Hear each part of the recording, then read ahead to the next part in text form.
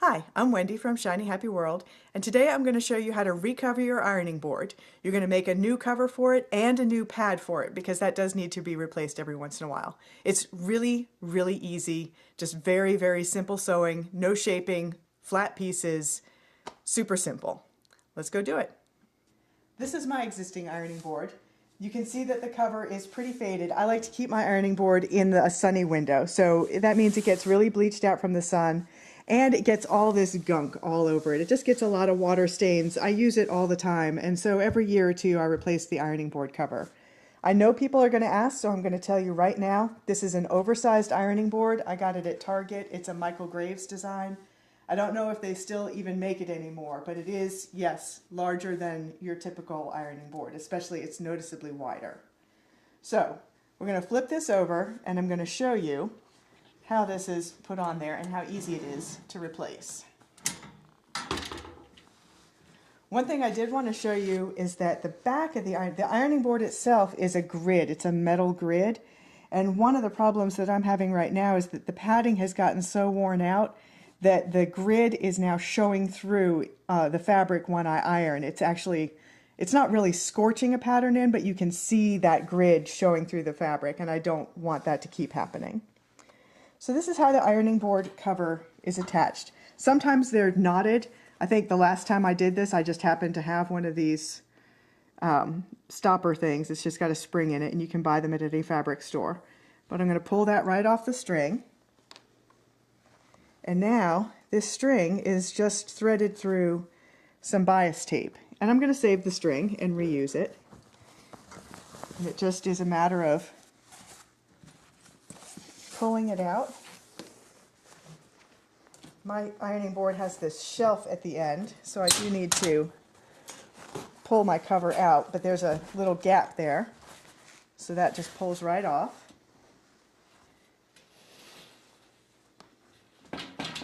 Just work it the rest of the way off, and let me get this out of here.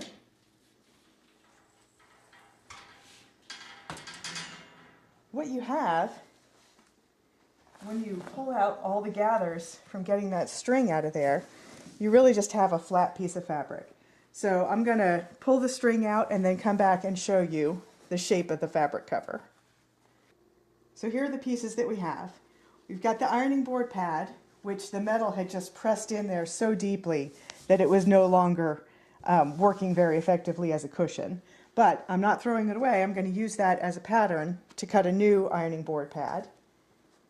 And the next level is the ironing board cover, which it's been wrapped around that edge for a couple of years now, so it wants to curl, but you can see that it really is just a flat piece of fabric all the way up to there. So what I'm going to do is use this as a pattern to make a new one, a new cover, and the pad is a pattern to make a new pad. So let me get the new fabric.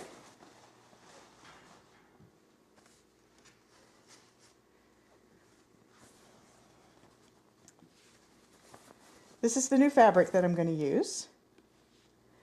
And ideally you wouldn't want to piece sections together because you don't really want a seam in there, but this is the way I wanted it to look, so I went ahead and did that. One thing I did though to keep that bulk of the seams to a minimum, normally I would press the seams just toward whatever the darker colored fabric is, but in this case I went and pressed the seams open just so it would minimize some of the bulk so I wouldn't get it super bulky on one side and not at all on the other.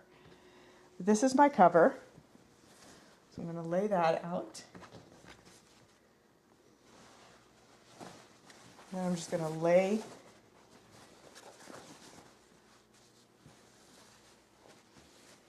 my new fabric, my old cover, on top of it.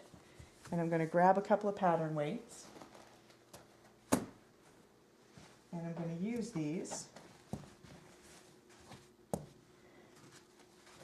to stretch out that curve where it's used to being pressed around the ironing board.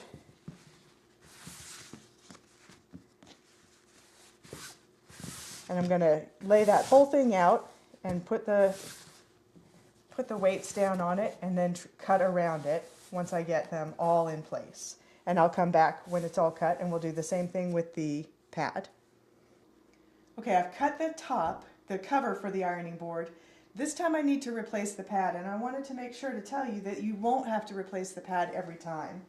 This is actually the original pad that I've had on this ironing board, and it has finally worn out, and that's been several years. I've gone through a couple of different covers before I had to replace the pad. When you do, I like to use a natural fiber. It kind of holds the moisture of the steam. It'll just kind of shoot through any synthetic, if you used a synthetic batting. A wool batting would be great, or an old wool blanket, but in this case I used 100% cotton batting because that's what I could find. Even on my giant supersized ironing board, a crib-sized batting will make a double thickness pad. So I folded this over. So this is 2 layers of the cotton batting. And then I smoothed everything out and made sure that there were no wrinkles in there. And the batting is going to kind of cling to itself. So once you get the 2 layers together, if you really just smooth that out, they'll tend to stick together really nicely. And this pad is so heavy that I don't need to use any pattern weights to hold it down.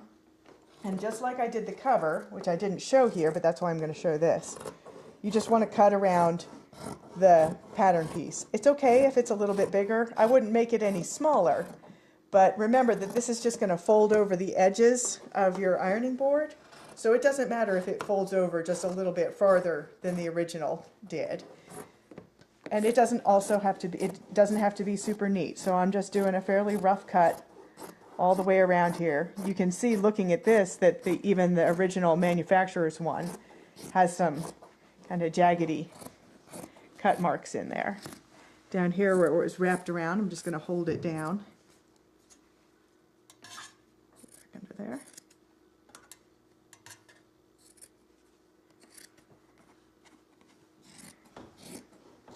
Work my way down the last edge.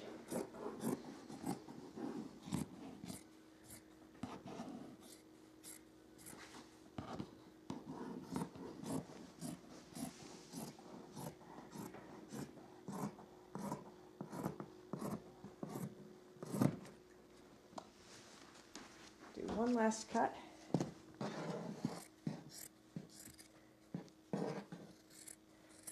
And now we have all the pieces ready to go.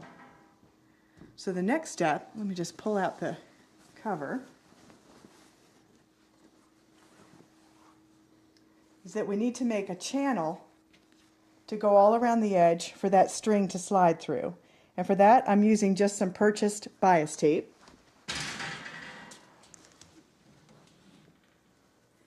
I used some pretty wide bias tape that's going to make it really easy for me to thread that string in. This is a standard 4-yard pack. It was 49 cents. I'm thinking that that was probably something that I already had in my bucket of stuff. I think there's probably considerably more than that now.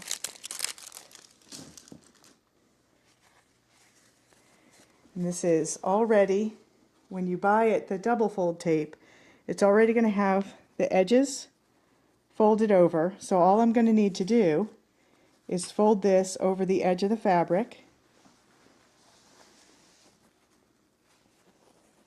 and then sew it down. And I'll sew it once through both layers. But I'm not going to do that on here. I've got another video about working with bias tape. So I'm going to go to the machine and do that. But one thing I did want to show you is that most ironing board covers, you want to start and stop at the nose, the narrower end of your ironing board. Because that's where most of them tuck under nicely. On mine, especially since I have that shelf on the back, I don't want to have to be working my drawstring cords underneath that shelf. So I'm going to make sure to start and stop my bias tape right here at the end. So I'm going to go sew that on at the machine and come back and show you the last steps.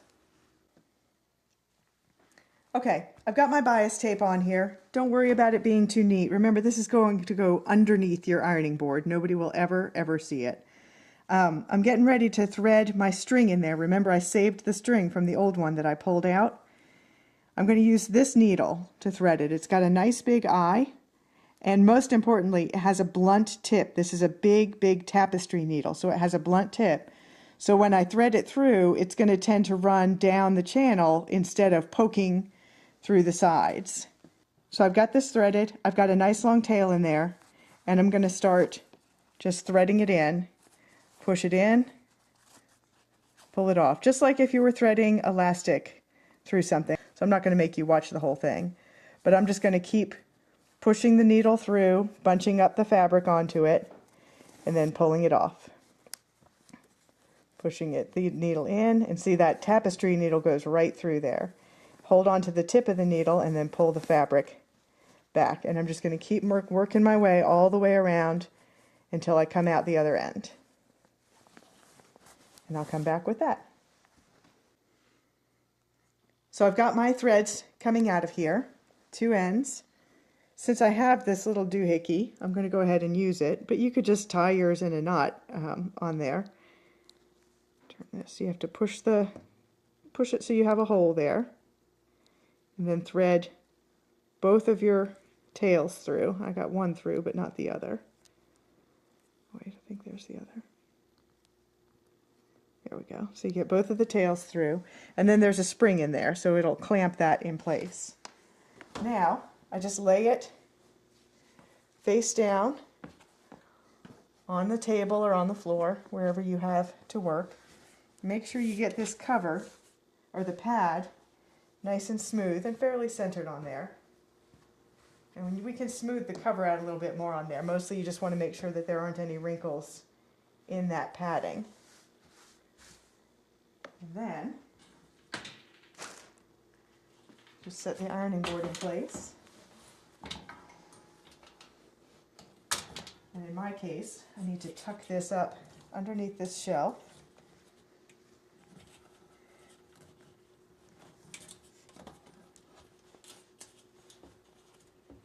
And when I tighten that up, that'll probably go in the rest of the way.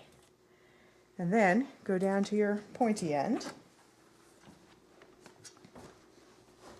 And just start drawing those strings up. And it's all going to magically curve around. And it'll take a little bit of doing to get it drawn nice and tight and snug. And this is where having this kind of a stopper is handy, because you can tighten it, shift it around, and then pull it a little bit tighter. And what I'm going to do is get this end under. There, now it's tightened in there. So I can tighten that up a little bit more.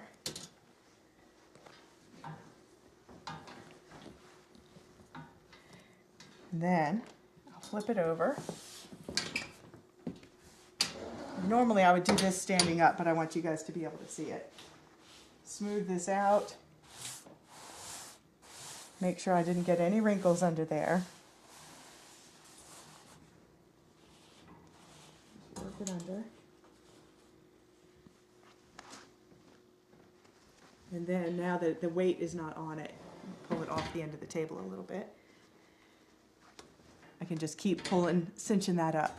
And for a couple of days, a few times using it, it'll loosen up a little bit and settle into place. And just after you've used it for a few days, give it another tighten, and then another few days later, give it another tighten, and see how it goes.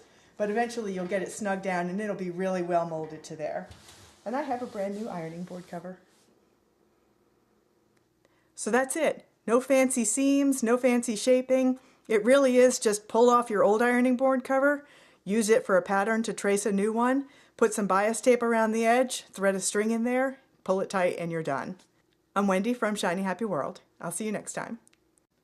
Hi, I'm Wendy from Shiny Happy World, and today I'm going to show you how to recover your ironing board. You're going to make a new cover for it and a new pad for it, because that does need to be replaced every once in a while. It's really, really easy, just very, very simple sewing, no shaping, flat pieces, super simple. Let's go do it. This is my existing ironing board. You can see that the cover is pretty faded. I like to keep my ironing board in a sunny window, so that means it gets really bleached out from the sun, and it gets all this gunk all over it. It just gets a lot of water stains. I use it all the time, and so every year or two I replace the ironing board cover. I know people are going to ask, so I'm going to tell you right now, this is an oversized ironing board. I got it at Target. It's a Michael Graves design. I don't know if they still even make it anymore, but it is, yes, larger than your typical ironing board, especially it's noticeably wider. So We're going to flip this over and I'm going to show you how this is put on there and how easy it is to replace. One thing I did want to show you is that the back of the ironing board itself is a grid. It's a metal grid. And one of the problems that I'm having right now is that the padding has gotten so worn out that the grid is now showing through the fabric when I iron. It's not really scorching a pattern in, but you can see that grid showing through the fabric.